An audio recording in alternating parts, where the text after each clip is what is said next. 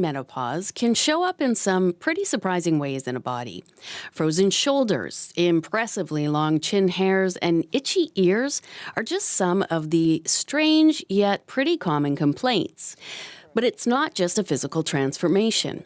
It's emotional, it's psychological, and it can turn your life upside down. Kate Neale-Hughes is a registered clinical counselor and the owner of Cariad Wellness, and she has many clients whose hormones are wreaking havoc in their lives as they struggle to figure out how they're feeling and why. I'm seeing a number of different things, one of them being the distress that people are coming to see me with. They don't really know, because we don't talk about perimenopause, so they don't really know what's going on. And it used to be that they could handle these things. They had systems in place, everything was going really well for them. And all of a sudden, like almost overnight, those systems aren't holding up anymore. So it's really stressful. They're getting stressed out. Also, their sleep, the physical aspects of perimenopause as well. So their sleep isn't doing great. Their stress levels have completely bottomed out.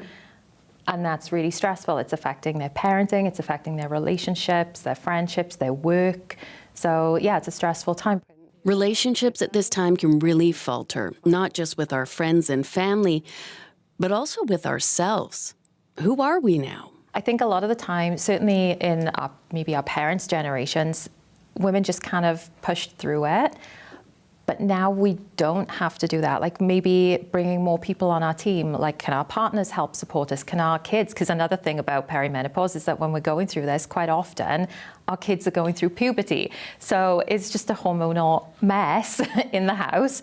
But how can we all kind of support each other, right? It doesn't need to be just us carrying the load all the time. I think communication is a good place to start, and encouraging your partner to actually learn a little bit about what's going on for you. Like it's really nice when you can have those conversations and normalize it. I think, from a general perspective, like I kind of look at the 4 pillars of health, right? Sleep, movement, nutrition, and stress management.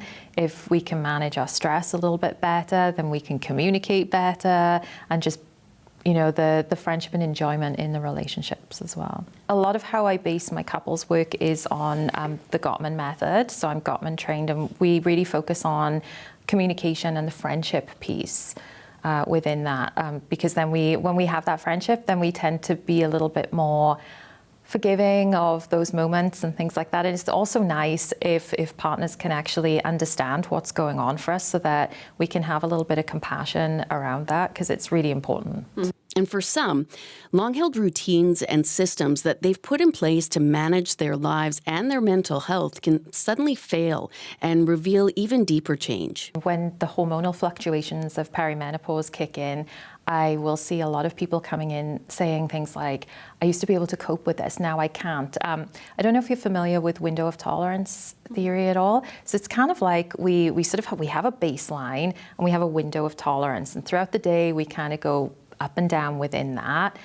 When we're going through hormonal fluctuations, like perimenopause, postpartum pregnancy, our window just kind of shrinks a little bit. So all these things that we could cope with before, all of a sudden, like flip of a switch, we can't cope with them anymore. So, and that's the distress that people come in with, right? So when you're neurodivergent, you have these systems in place, but our windows are actually maybe a little bit smaller in general because of all the overstimulation and overwhelm that we experience. So then when perimenopause hits, it shrinks it even more. And now we're just all of a sudden, I've had people coming in saying things like, I think I've got dementia. Like I can't remember. I keep forgetting all of these things. I feel like I'm losing my mind. That can be a huge mental health crisis in itself, because all of a sudden, you have someone who realizes, oh, I have ADHD, or I have ADHD and autism coming in, and then they've got all of the, why did nobody see this? How different could my life have been if somebody had seen this? That whole being misunderstood, being unseen throughout your life. And now in your 40s, it's kind of like, oh, this explains a lot, but like a grieving period of everything that's been before. But along with all the change and confusion, this can also be a powerful time as we really shed outdated expectations and step into a new chapter of ourselves. It's one filled with greater understanding of who we are and less capacity for a lot of BS.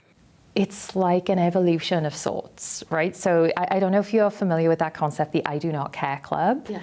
Yeah. So it's sort of that thing. It's sort of like casting off the expectations and the what we should be doing and what is expected of us to now sort of step into what do we want? What do we want to see happening for ourselves and how do we want to grow? And this is kind of our time.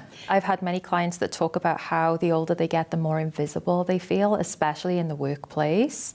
I've got this great friend who's she's very vocal about take up space.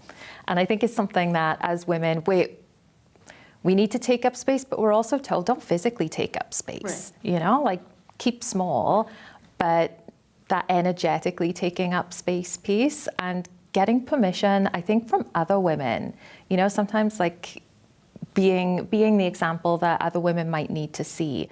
And maybe after so long, we just need a new mindset when we look at perimenopause and menopause. Let's call it a rebrand. I like some of the terminology that comes up around it now that's got a more playful way, you know, like cougar puberty is one of the things, which is a fun way of looking at it, right?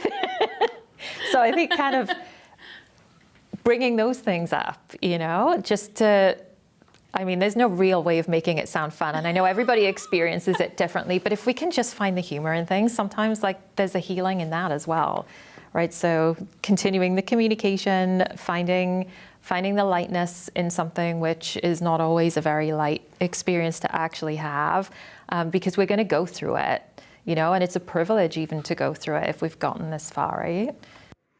That is Amy.